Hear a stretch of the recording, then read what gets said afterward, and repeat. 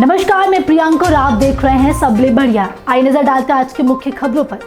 मुख्यमंत्री भूपेश बघेल ने छत्तीसगढ़ के महापुरुषों तथा आस्था के केंद्रों को जनभावनाओं के अनुरूप नई पहचान देने के लिए प्रदेश के 3 स्थानों चंदखुरी, गिरौदपुरी और सोनाखान का नाम बदलने के निर्देश दिए हैं।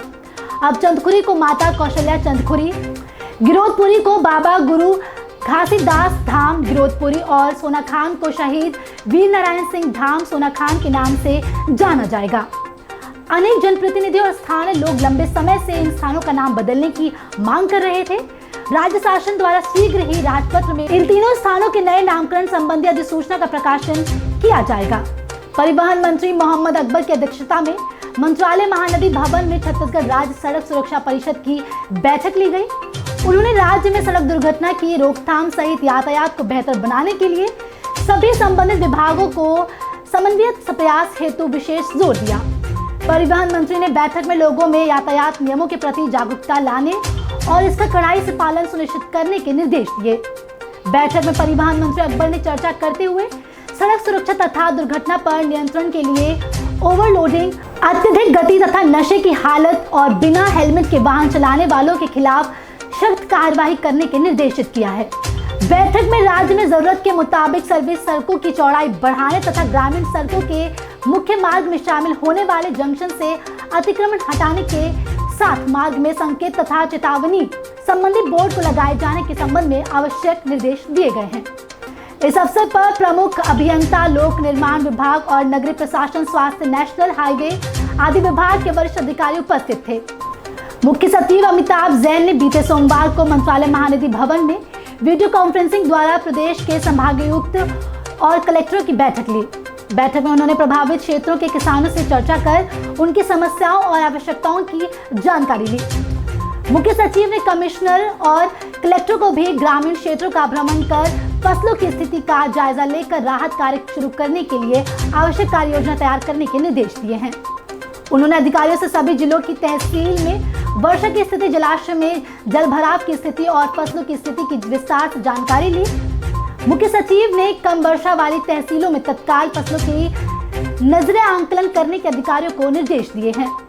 मुख्य सचिव ने बैठक में कलेक्टरों को हर घर झंडा अभियान के तहत जिला मुख्यालय के सुविधाजनक स्थानों में से लोगों को झंडा उपलब्ध कराने के लिए एक आवश्यक कार्रवाई करने के निर्देश दिए। मुख्यमंत्री भूपेश बघेल से उनके निवास कार्यालय में professional boxing fight the jungle rumble के आयोजन मंडल ने सौजन्य मुलाकात की। आयोजकों ने मुख्यमंत्री the jungle rumble professional boxing fight का पहला टिकट भेंट किया।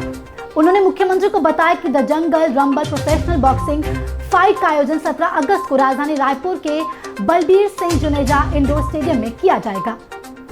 बॉक्सिंग फाइट में ओलंपिक पदक विजेता मुक्केबाज विजेंद्र सिंह घाना के बॉक्सर इलियासु सोले से मुकाबला करेंगे। मुख्यमंत्री ने आयोजकों को बॉक्सिंग फाइट के सफल आयोजन के लिए शुभकामना देते हुए उन्हें प्रथम टिकट देने के लिए धन्यवाद दिया।